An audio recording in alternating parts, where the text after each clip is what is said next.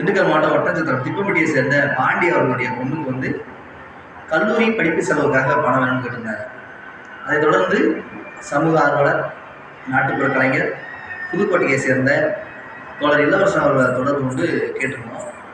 அவர் வந்து ₹1 ஒரு மாற்றம்னு சொல்லிட்டு ஒரு வாட்ஸ்அப் வச்சு நம்மள மாதிரி இல்லாதவர்களுக்கு படிப்பு செலவுக்கு மற்றும் நிறைய உதவிகளை செய்து கொடுக்கிறார்கள்.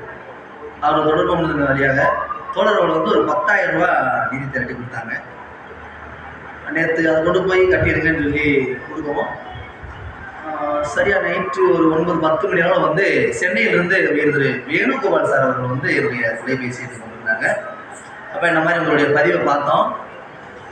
இந்த மாதிரி பாப்பா அவங்களுக்கு வந்து என்ன செலவாகுதோ அதை சொல்லுங்கப்பா கட்டிடலாம் அப்படின்னு கேட்டிருந்தாங்க. நாங்கள் அதை வந்து எங்களுடைய வங்கி கணக்கு வாங்காமல்